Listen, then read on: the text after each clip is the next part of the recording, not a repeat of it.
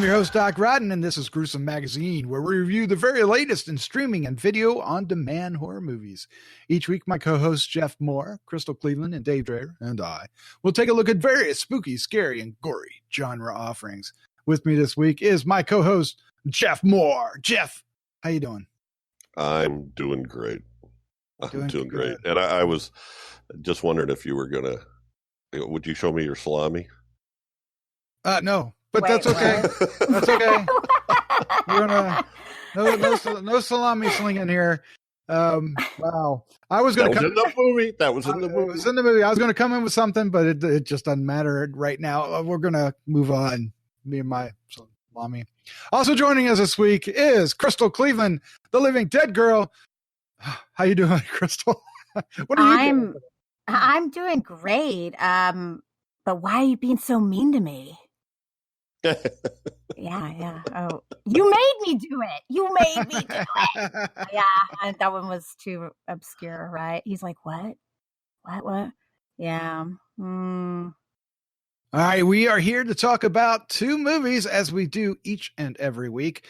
Tonight we have Into the Dark, My Valentine. This is the February 2020 episode of Into the Dark, which is a series of movies from Blumhouse playing on Hulu. So this is going to be fun. And then we have the future Rob Zombie classic, 3 from Hell, which is debuting on Shudder soon. And, Rob Zombie is one of Dave Dreher's favorite directors. And it is really killing. Well, those who know, that's not true, but he's not here tonight, and I really wanted to get his opinion. I mean, we could put whatever we want. I mean, he told me he loved this movie. He loved it. I was embarrassed he couldn't show up. No, well, but we do miss Dave. Hopefully he'll be back next week, and we will definitely pull his opinion of this movie out of him. Because oh man, to do the Rob Zombie movie and have him not here, it's like doing a Stephen King and him not here. Yeah. And he does that all the time too. All right. Pull it out of him. I don't know. Rob Zombie. Okay, I'm sorry. All right. Well, let's start with the first of the two movies, Into the Dark, My Valentine. This is from director Maggie Levin. The cast includes Britt Baron, Anna Lore, and Benedict Samuel, and it's available on Hulu starting 2/7. That's February 7th. That is today, as we're recording.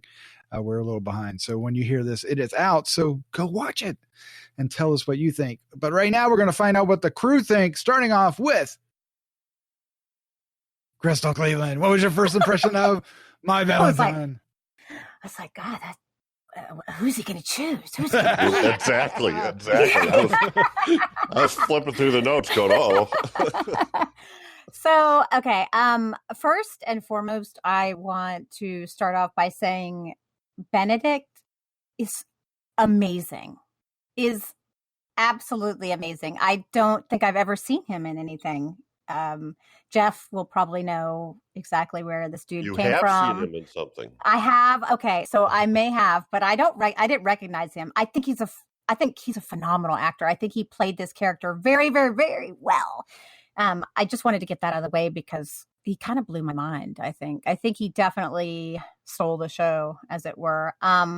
This movie is basically a very, very accurate representation of an abusive, controlling relationship, down to the lines. I don't know who wrote it, but I bet you Jeff knows that too. I don't know who wrote it, but they clearly have been in a relationship of sorts, or at least have done the research and studied, because it's classic. It's classic to the T. One of the lines that I said, "Why are you being so mean to me?" and "You made me do it." I mean, they're classic lines from an abuser to their victim to try to, turn around the power. So the colors are very vibrant. It's got a lot of great music. I've got to admit, the music was some of my favorite. I think the story is very interesting, how he takes one girl and tries to turn her into another. I think the acting overall was good.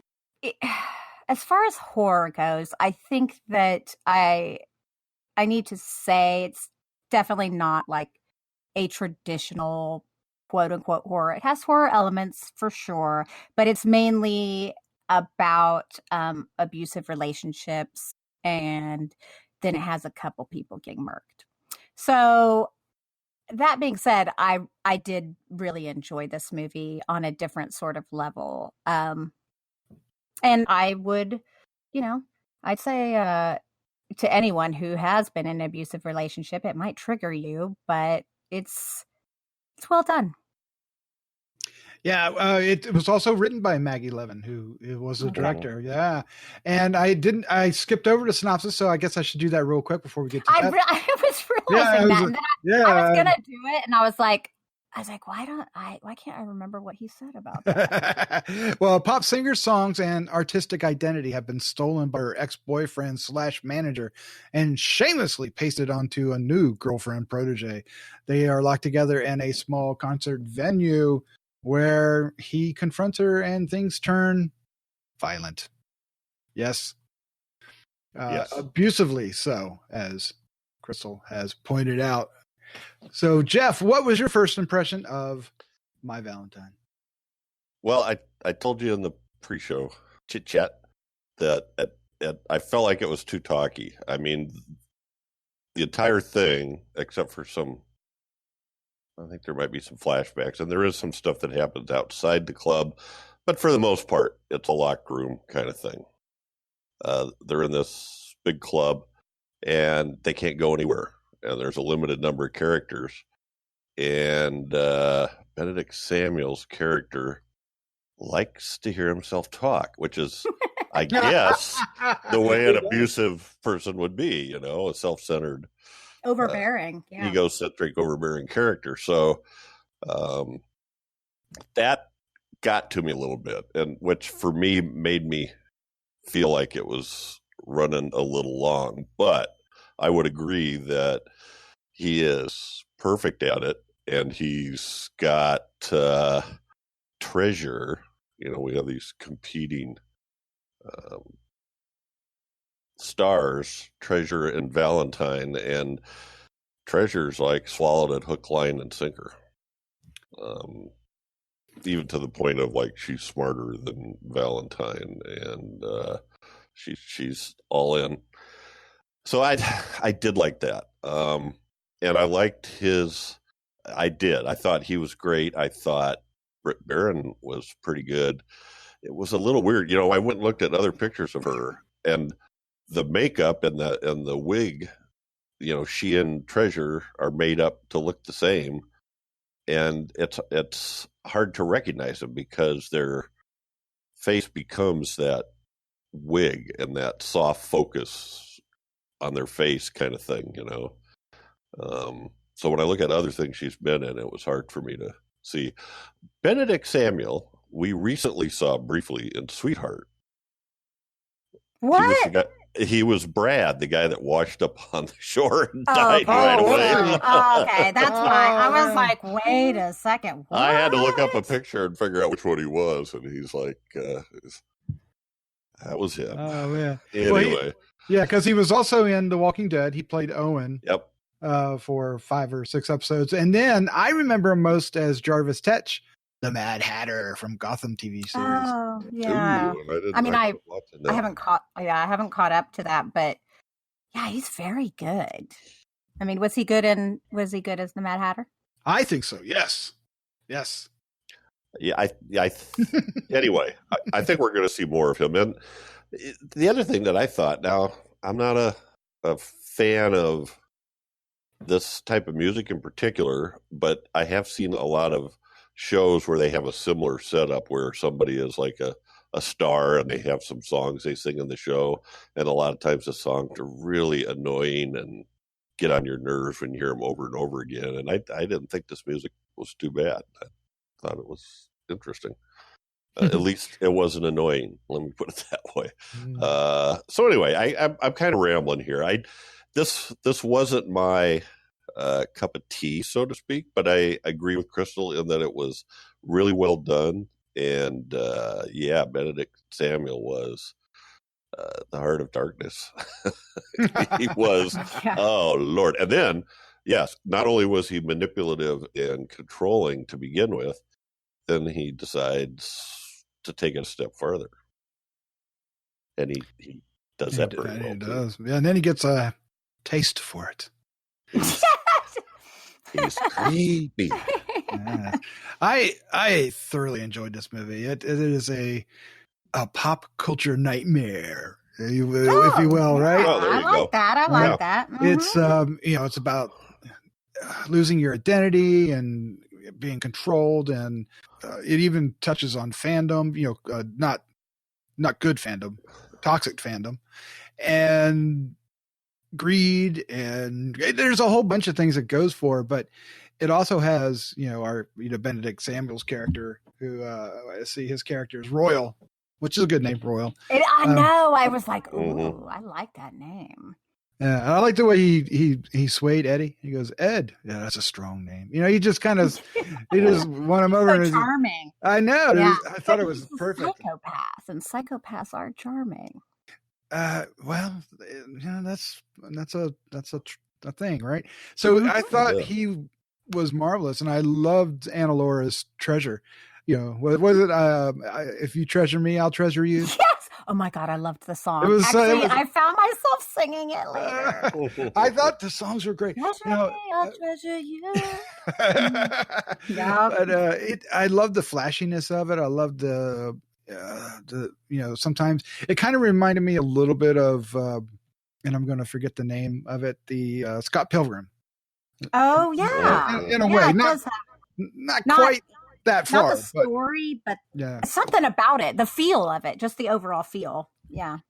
But I thoroughly enjoyed this. It is mostly dialogue, yeah, because the action is fairly reserved, and then when it happens, it gets pretty brutal and violent quick.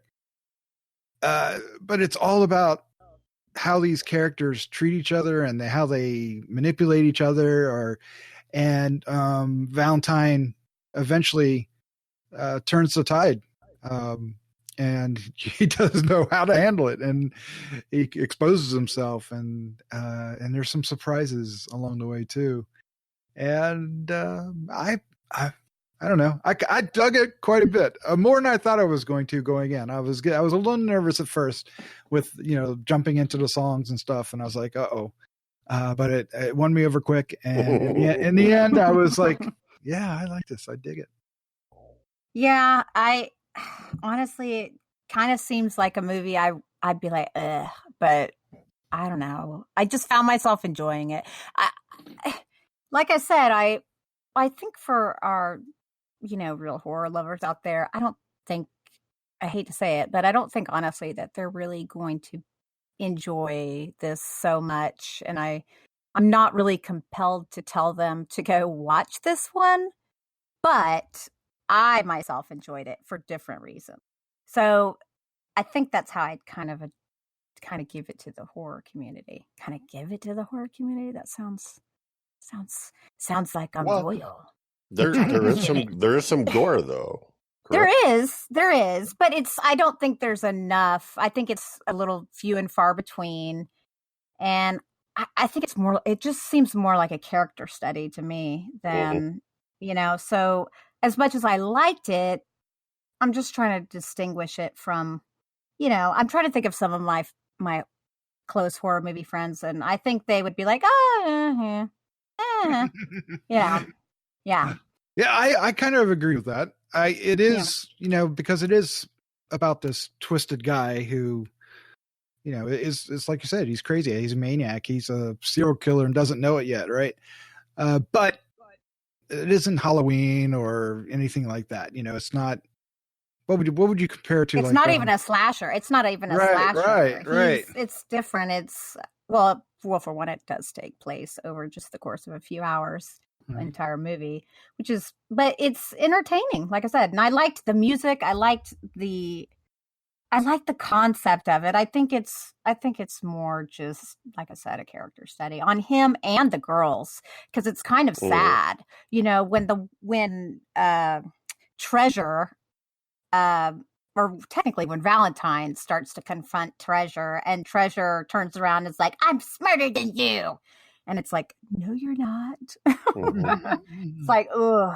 And that's really, I feel like it's a very realistic portrayal of those sorts of relationships. And I know it may seem crazy to people on the outside, but it's, when someone gains control over another person, it doesn't happen overnight. They start off as sweet and charming, and it's kind of like a pimp and hoe thing. It's like they're very, very, very kind and loving and make them feel secure, and then they start to like freaking pimp them or whatever, to where they say little negative things like, oh, have you gained weight, oh, have you done, and that's how they slowly make their victim feel like they need them. It's really interesting. It's a psychological warfare kind of thing. That's why it takes so long to break free. It's just a different sort of bond. Well, and then that's never enough either, because she did break free, but then he tries to destroy her. Oh, yeah. Well, I guess technically there's 4 deaths, right? One. Yeah, because Royal doesn't end up doing every single one of them. That's true. That's true. Yeah. Don't want to say much more. Mm-hmm. But I think isn't there more than that? Oh, you're right. There's one more, right? Oh, there's 2. We got the bartender, and then we've got the friend. What happened to the couple? Yeah, and then the couple. That's 4. Yeah. Oh, wow! Wow! And then, and her friend. Yeah. And 2 others. Yeah. So, there's more deaths than I remember. Maybe it is more of a horror film than get credit for. There's this one thing that may not go over well is all the music monologues or whatever you want to call them. There's like every once in a while they'll jump into a video or a song. I enjoyed it, but I loved it. Do you think those will get on horror fans' nerves? Is that what Chad would fast forward? Yeah, I do. I mean, okay, so do you like Poppy? I like Poppy. You like Poppy? Do you know who Poppy is? I do not. Oh, okay. So, it's kind of like Poppy's music. So Poppy is, she's just a singer. She kind of came out on YouTube, and then everyone was debating whether she was even a real person because she looked so perfect and all this stuff. And it's just very plastic Poppy music. Ha ha, Poppy, ha. So yeah, it's but that's what I like about it. It seems just very fake and very artificial, and it's kind of fun like that. Yeah. Yeah. Poppy's a weird little thing there. Well, Jeff, as far as the direction itself, what did you think? Well, I'm trying to decide, because really the only complaint I have with this, and I said too much talking, but is I was, like partway through the movie, I'm like, okay, I get it. I get the relationships. I get what's going on. Let's move forward. It seemed a little, I hate to say this, a little slow paced for me. You know what? I cannot believe what has happened. What has happened? Yep. Too much talking. I just, because I got the characterization, and I'm like going, oh God, this guy's a really good actor. But then I was done with that. I wanted it to go on. Now, so I don't know. It was one of those things that, sometimes something doesn't just hit your strings just right, and it doesn't strike a chord, but I can't put my finger on it. Maybe it was a little too, maybe it was the characters I just had a hard time identifying with. Although I did identify, Valentine was a put upon person who was doing a brave thing to try to move forward. So I don't know. I'm not answering your question, Doc. I think, well, here it is. I think it's, Dave says this sometimes, and as he and I go back and forth, but I think this is a well done, well acted movie. It's just not my thing. So yeah, I think that's fair. Yeah. Good. Well, I like her style. I like her style quite a bit, and I'm excited to see what she does in the next feature. Oh, absolutely.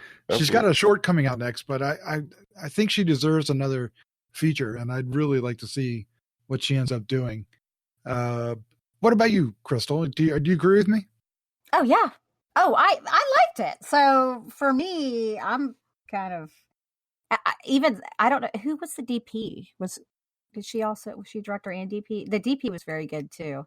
There were some shots I was like, oh, I really like that because they played with the focus on some of it. I like the color, I like the look, I like the style. Like I said, I just kind of my only reservation in, really saying it's such a great horror movie is I don't feel like it's a horror movie. Just to me, but whatever. Okay. Tomato. Well, the cinematographer is Anna M. Amortigui. I butchered that last name. That was great. Yeah, you did. I butchered that last name. But yeah, she did do a good job. I thought the movie looked fantastic. It was alive and popped and sizzled. I really enjoyed. It had some. Even though it was a talky film, it is mostly dialogue exchanges, but it felt like it had energy. And I guess some of that is because, they interjected these, music videos in between it, if you will.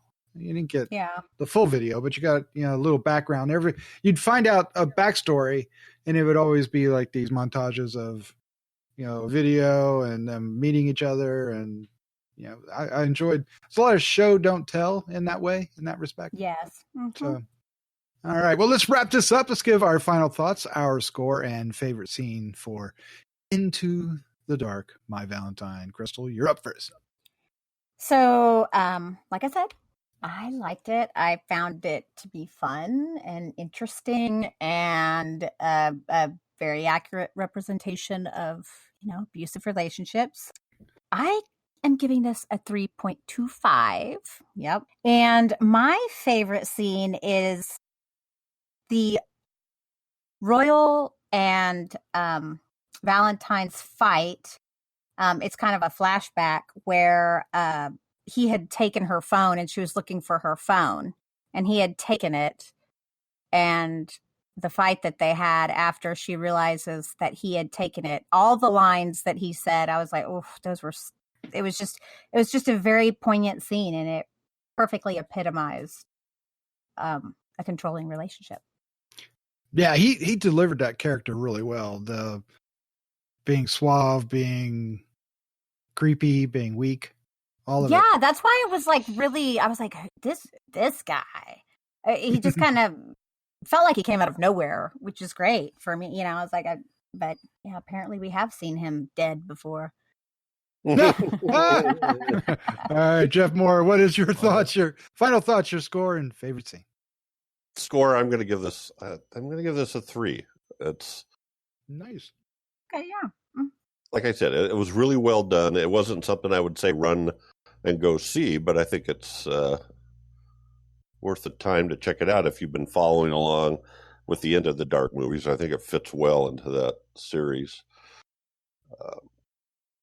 Favorite scene, and good acting, all that stuff.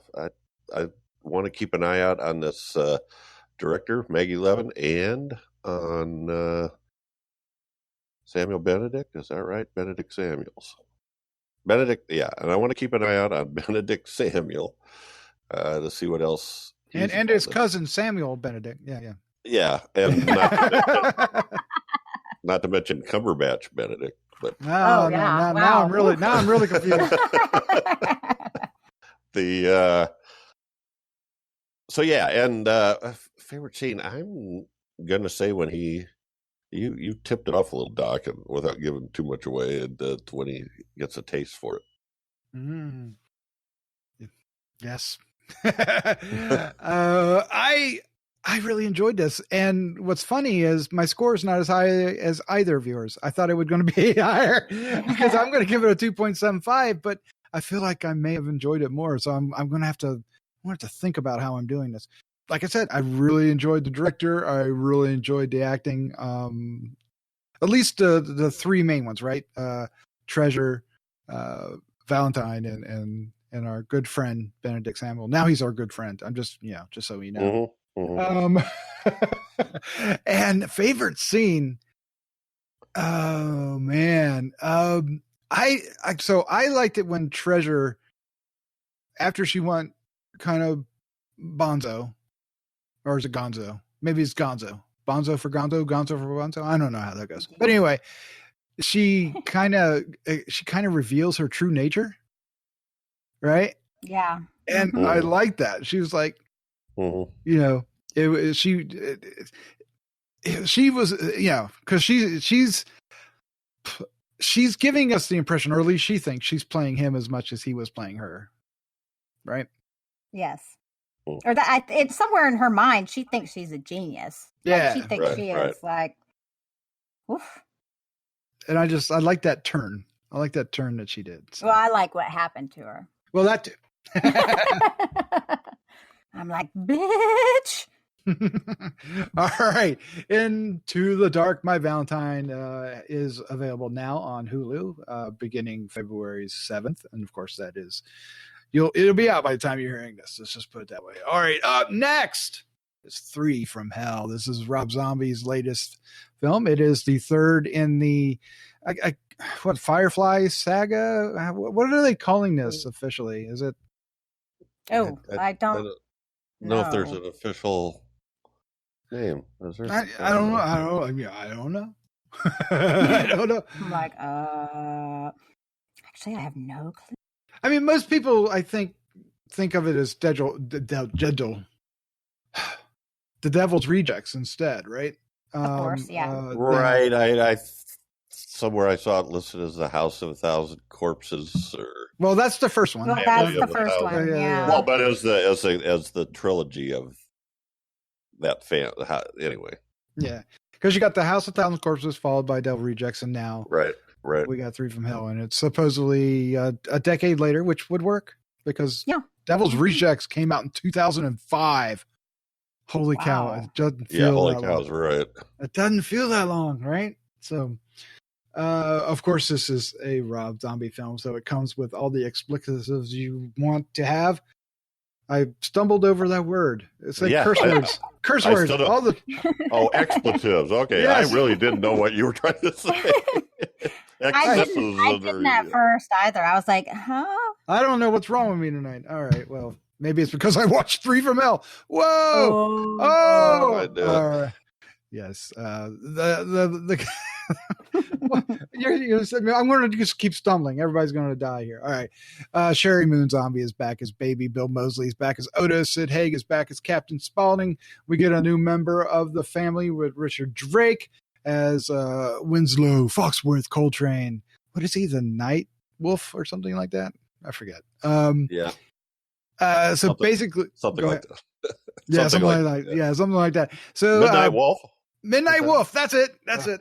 So basically, our trio of the Firefly Family. Oh my God, the Firefly Family survived. They did not die. They were like 20 bullets each, and they still did not die.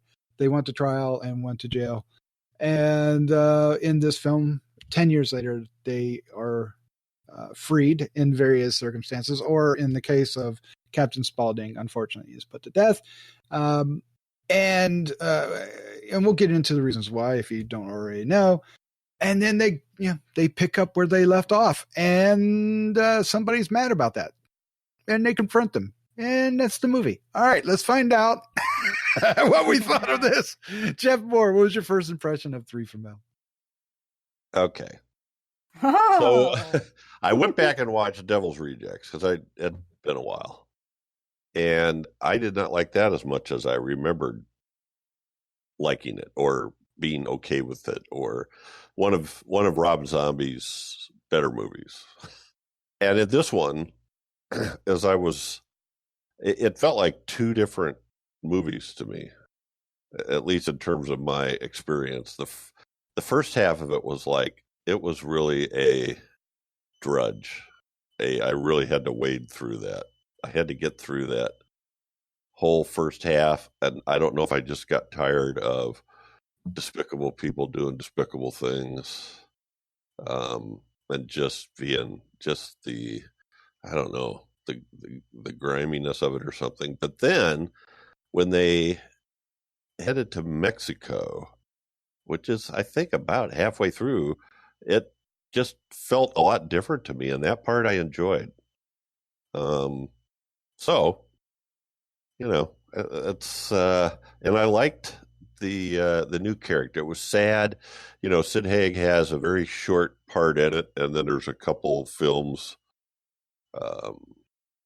from the a couple of clips from the original one spliced in there, and then him. From what I read just before, not long before he died, he got together with Rob Zombie, and they just filled a couple of quick scenes. But it was obvious that he was not well, but it was nice to have him in there. And I don't know, Sherry Moon Zombie gets a lot of hits, but I don't have a problem with her acting. I think if there's a problem, the problem is this character that she's playing. Maybe people don't like that. I think she plays Baby very well. Bill Moseley was his usual awesomeness, and I really liked Richard Brake too, as I think they called him Foxy a lot of the times. So anyway, yeah, I don't know why, but these, even the Rob Zombie Halloween and Halloween 2, I just felt like were, I'd rather watch Street Trash. Well, they feel like they're just trying to show the most despicable people possible doing the most despicable things you can think of, and their whole thing is their point in life, and I think they even talk about that, as creating mayhem. And I don't know, there's not a whole lot of plot or motivation or anything to it. And in fact, they even say that, There's one point they go, now what? And they go, hell, I don't know. But that last part that they didn't know what was going to happen was the part I think I like the best. The last half of the movie. Interesting. That's an interesting take. There's a lot to chew on with what you just said, Jeff. Okay. I gotta swallow. Let somebody else chew for a while. Wow. Okay, Crystal, help me. What was your first impression of Three from Hell? Okay, so I have a friend that was in this. Oh yeah. But you don't get to see his face. So Billy, I'm gonna make him listen to this one for sure. But he was one of the dudes wearing the luchador masks. Oh yeah, cool. Yeah, cool. And he had the blue tie. He made sure because he made it onto the shirt, I think, that they made from that.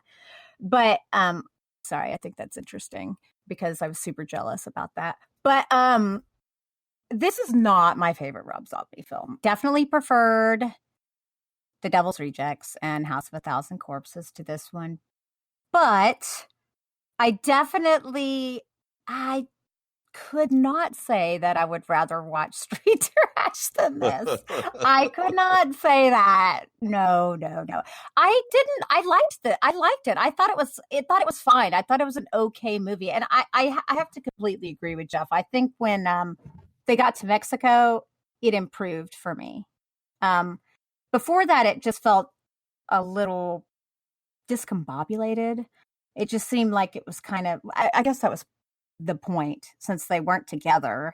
It was kind of like everything was scattered. There were some moments with Sherry when she's in the jail that I really loved. I think Dee Wallace did a fantastic job in this movie, though. I will tell you, I can't remember the last movie I saw her in, but she was awful. And in this one, I think she was fantastic. She played that like lesbian guard perfectly, because you could kind of tell what she was thinking, and it's like, oh wow, yeah, that's unfortunate. But I don't think there was anything that was too over the top. I mean, I thought it was going to be a lot more disturbing, honestly. It was a little tame, which is fun too. I'm cool with that. I thought there was some decent special effects. I mean, I liked the skinning and some of that. I didn't have a problem with the acting, and yeah, poor Sid. When I got to meet him like at Days of the Dead Atlanta, like was it 2 years ago? I was like, oh, he doesn't seem well, and then unfortunately, it's just too bad. You know, I felt the story made sense. I thought it was pretty. It was attractive. I don't know. I mean, what was it fantastic? No. But was it good and entertaining? Yeah. I mean, yeah. Yeah.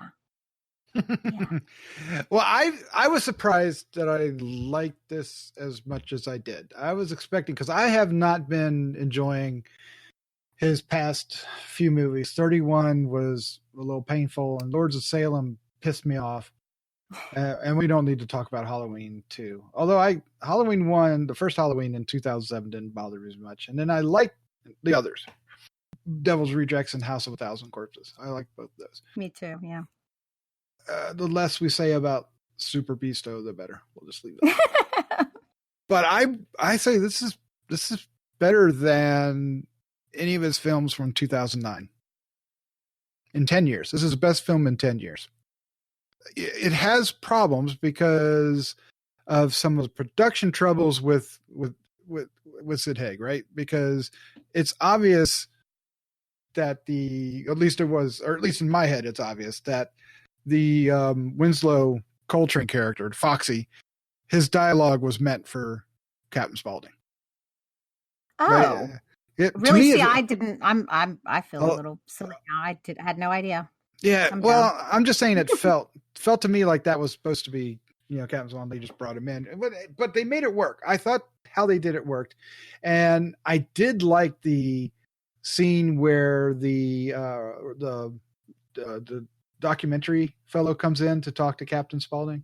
Yeah, and we get that, and that was a really good scene. And Sid Haig, still had it right up till then. So that was him, and it was perfect.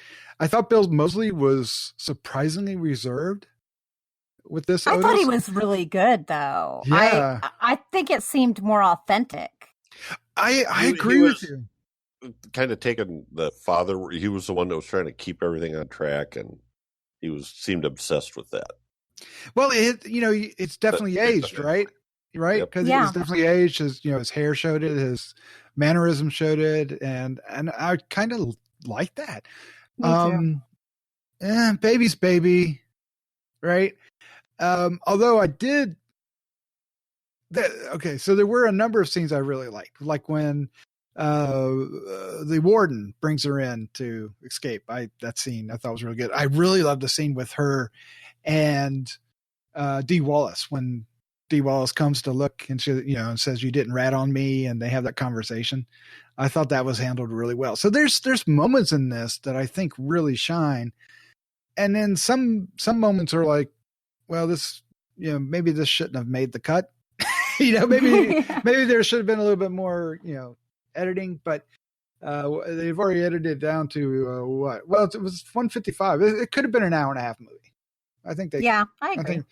Actually, I think that would have made it way more entertaining. It would have compacted the the fun parts. I think that would have been nice.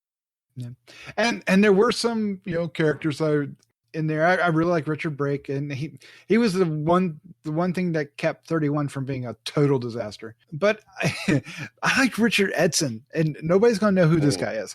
And he played Carlos Pero. He played the guy that owned he's the one that owned the little room and board that they went to in Mexico, and he's the one that he basically gave him up. I didn't realize this until just today, but he's the guy that basically one of the two guys that drove the car away in Ferris Bueller's Day Off and ran up all the miles. Do you remember? Oh my gosh, he is! Oh my, yes, the mechanics. Yes. Oh, Well, I don't know if they're mechanics or if they're. Yeah.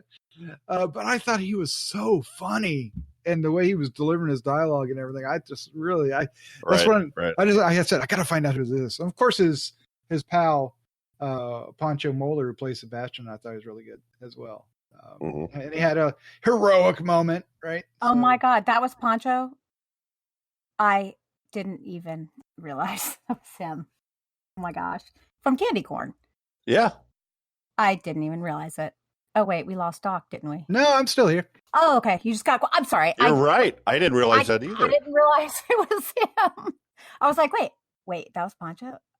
That's how good he is. I think he's so talented. Damn it, he's really good. Like I didn't recognize him at all. He is good in there. He is good. Yeah. And Clint Howard's in it, and Dana Roebuck, and Sean Whalen, Bill Oberst, right, and many others, many others. Oh yeah, Bill Oberst. So yeah, I don't know. I guess I'm rambling on. I was surprised that I actually kind of liked. Of course, Danny Trejo. We left Danny Trejo, and then Barry Bostwick is the narrator. Which I saw his name. I saw his name in the credits. And I was like, I don't remember seeing him. Who was he? And he narrator. And I'm trying to figure out narrator what. So I've liked Emilio Rivera, the guy who played Aquarius. He was in Sons of Anarchy, and then the spin-off Mayans MC that's been on recently. So yeah, it kind of was playing sort of the same character, only a little different. But God, I loved, in the background when they showed him on the phone and you could see the luchador mask hanging there. I was thinking, oh, that's kind of cool. I wonder if that's going to come into play. And boom, that was awesome. I love that part. Yeah, I liked him too, and I liked. What is? It felt like kind of went full Western, right? Like the old timey Westerns, or even what's the? Yeah, it's Robert Rodriguez, right? And Antonio Banderas. Yeah. El Mariachi was the first one. Yeah, right? yeah. And what was the second one? Oh, Desperado. Was it Desperado? Yes. Desperado, yes. So how he, so it kind of feels like that a bit. I get it. Yeah. Okay. Yeah. Wow, Desperado. that didn't go where I wanted to go. I didn't know what you were. I was like, wait, what? I was like, yeah, and Antonio Banderas sang in that.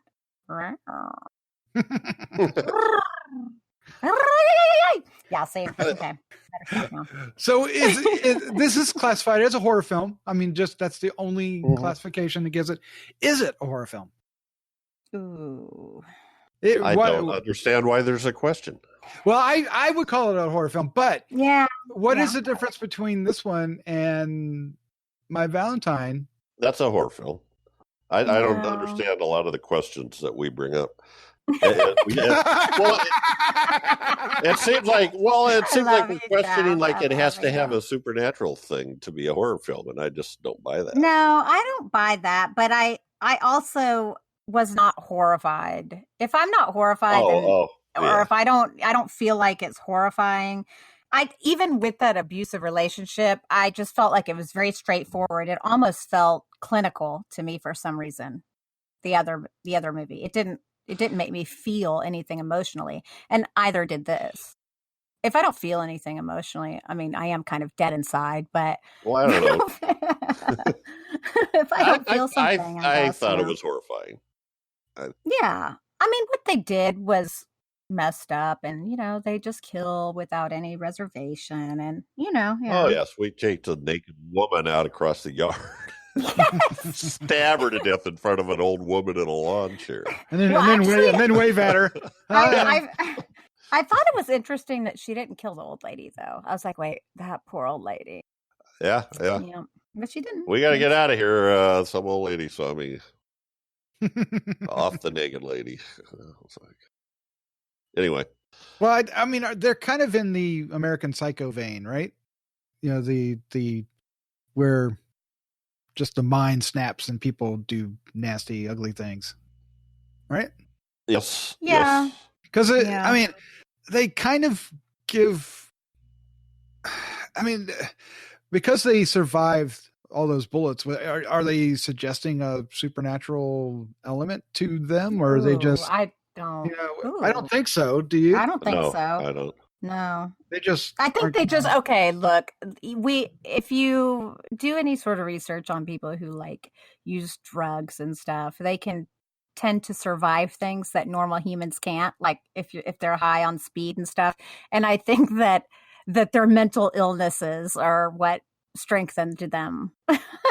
Yeah, I don't think they go into shock because they're too shocked by it. They're too crazy to die. Yeah, no, there like is something to that. There is a mental thing, like so. Yeah, I think it's highly likely. Crazy keeps you alive. Well, all right. Well, somehow I'm going to have to face David and tell him that I like this movie. So. Oh well, I mean, I'm sure he'll forgive you. No, you think? No. That's not. I mean, that's like not happening. Oh God, no. Mm-mm. Maybe it's best he wasn't here. Maybe it's best. Well, as I said, this is playing on Shudder. So, are you going to recommend this, Crystal, for horror fans to watch? All right. I mean, look, I may prefer Rob Zombie's music to his movies, but he is a horror director icon to me. I don't care whether you like it or you don't. You should watch it because you should know it. That is all. Yep. It's like one of those. I'm with you there. Yeah. Although I will say I never got all the way through 31. Well, okay. There's a reason why. Yeah. So... Well, never. I was never on a podcast where you assigned it. No, keep it up. We can change that. Keep it up, huh? What do you think? The reason I actually like this is it because the bar keeps dropping with every movie, and it doesn't have to be right.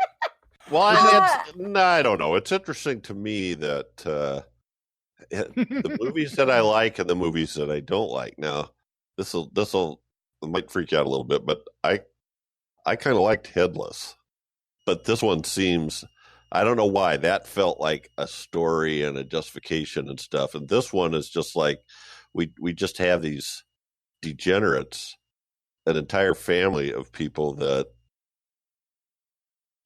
don't care at all about human life. Well, yeah. About other people or anything. I don't know. It just always feels grimy and darker, and I don't know. I don't know why you liked it. Did you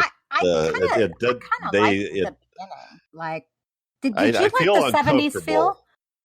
You do? Yeah. No, and actually, Devil's Rejects, I like the music much better, except for one part in here, which is going to be my favorite scene, so don't steal it.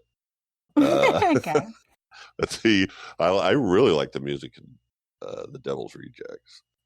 This was a little more, not as much to my liking. Let's put it that way. It was okay. There was nothing offensive about it, but every time something came on Devil's Rejects, I was like, "Oh, all right." So I like that beginning feel of the movie where when they are showing the trial and showing them being arrested and all that stuff, it felt like you were watching something off of, 70s TV. I liked that whole 70s feel and flow they had. And oh my God, the interviews when they were doing with people and people are like, yeah, she's so dreamy. And they're like, oh yeah, he's the man. I don't know. People are so funny. I think it was. You're right. Yeah, it was kind of sadly realistic. Free the three. Yes. So I think clearly they were making Bill's character, something similar to Charles Manson type, where he's kind of idealized and stuff. I don't know. I mean, is it the greatest movie? No, but I liked it. I just liked it. It wasn't bad. I mean, I can't look at it and go, well, I can't find something that I'm like, eh. Well, this is something I got to figure out about my movie taste, because his stuff just feels, I don't know, there's something that sets me off and I'm uncomfortable with it. But there are other movies I've seen that I think most other people would think were more despicable that don't do that to me. So I don't know what the difference is. So I need to figure that out. But that's just kind of the way it is. I just was a little bit uncomfortable. But I think I think Doc put his finger on it. The last half of the movie is a lot more like a Western, plus, a combination Western luchador movie. Right? I just dug that whole vibe at the second half of the movie. All right, well, let's wrap this up. Let's give our final thoughts, our score, and favorite scene. Jeff, you're up first. Well, I'm going to be pretty blah here. I'm going to call this a 3-2, meaning I'm glad I watched it, and I think other true horror fans, unless you're unless your name's Dave Dreher, will probably want to watch this. I don't mean that, Dave. Love you, buddy. I just mean, if you don't like Rob Zombie, then don't watch it. My favorite scene, I've got to go with Inagata Davida. Nice. When that came on, I got goosebumps. But wait, what scene was that, though? I don't remember. Well, it's the scene at the end when the luchadors show up. Yeah. Okay.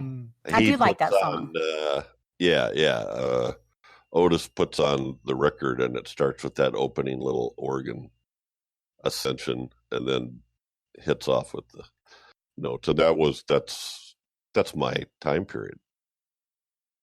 That's when I was listening to music. That's when it was cool. FM radio, 17-minute album sides, so the DJ could go out and smoke a joint without having to say anything. So anyway, that got me, and I thought it really went well. I actually was hoping it was going to play longer into the scene, but it was good. Yeah, well, that's the song that Chop Top requested in Texas Chainsaw Massacre 2. Oh, okay. Bill Moseley. Uh-oh. All right, Crystal. Might have had some input there, huh? Maybe. Crystal, what's your final thoughts, your score, favorite scene? 3 for now. Yeah, I definitely think it's a must watch, obviously. I mean, it's just kind of one of those things I think you need to see. I am going to give it a 3. Did you give it a 3.25? Is that what you said, Jeff?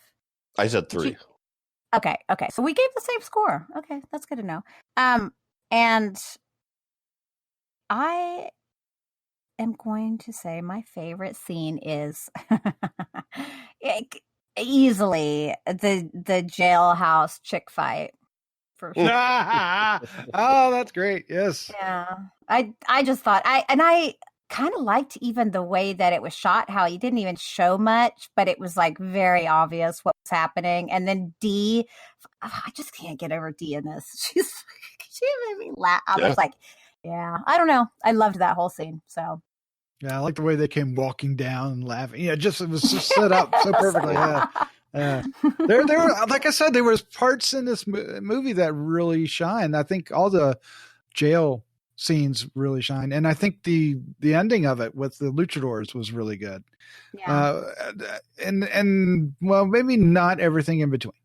Right, not everything, but occasionally it rose above it, right? And I liked the dialogue between, which is I'm surprised I'm saying in a Rob Zombie film, but the dialogue between let's see if I can remember the characters' names. Otis, of course, and then Foxy, right? Richard Drake's character. Richard Brake, not Drake. Go ahead. Oh, I'm sorry. And that's where the line, "Show me your salami," comes from. Yes. Show me your salami. So I'm actually surprised how much I like this. It is kind of, I could see where hardcore zombie fans might think it's too tame. Could be. Because it isn't as, I think you kind of hinted toward this, Crystal. You said it wasn't as shocking or as vile as you expected it to be, right? Oh, definitely not. It was very, I mean, yeah, there was nothing that really got to me, except maybe a few lines, but they were nothing really. Right. I think the only time it really got kind of there was when they were with those two families, right? and the warden. So, but in the end, I'm going to give this a 3 as well. I was drifting a little above, a little below, but I'm going to settle on a 3. And my favorite scene is going to be that conversation between Baby and Greta, Dee Walsh's character. Mm-hmm. Either that or the scene between Otis and Carlos when he's in the car and Carlos thinks he's going to let him go. And he's like, "Oh, I like that one too." He's like, "Oh yeah, we're fine." Rat. I'm trying to remember. I read something somewhere, and we should mention it, and maybe you guys will correct me here. But I thought I read somewhere that all of the majority of the special effects in terms of blood were CGI. What? Really? Did you read that? The bullet holes felt that way, like when. Well, like the skinned face, that was not CGI. Right. Obviously, But when Sebastian gets a shot in the head, it is. So, yeah. Oh, sure. Yeah. They didn't go. They didn't do the squibs. They went for. Well, I can't find it now, so I probably need to retract it. Well, I was noticing that in some of the cases, especially with the bullets, but it wasn't much, right? So, like the physical stuff when they were knife fighting and stuff like that were definitely, but like there's certain people that get shot in the house with the warden and stuff like that. Well, like when they have the machete fight and there's little sprays of blood and stuff. When they're spinning around and hitting each other. Good point. Yeah. Anyway. But I didn't, it didn't bother you. It didn't bother me, but I did notice it, but I don't know. Well, there was no scene like in The Devil's Rejects where the woman gets hit by the semi. No, there wasn't. And she's spread all over the highway. There was nothing like that. So it was tamer just from that. All right. Well, there's our reviews tonight for Into the Dark, My Valentine, playing on Hulu right now from director Maggie Levin, and 3 from Hell, playing on Shudder, starting Thursday, February 13th. Of course. Rob Zombie's latest with the Firefly Family. Why am I doing that? Family. There's no such thing as a family. Firefly. It's hard. Look, I did it. Firefly Family. There is some flaming, some flammable stuff going on. Wow, that doesn't help. It doesn't help. All right, well, Firefly flaming, the flaming fireflies. Anyway, this is going nowhere fast. This is all right, Jeff, Crystal. Thank you for joining me tonight. Thank you for having us. You're welcome. All right, let's say goodnight quickly. Good night. Good night. Oh, family. That's hard. Firefly Family. Ooh, Firefly Family. I'm either going to screw up fly or family. Family. Yeah. Family.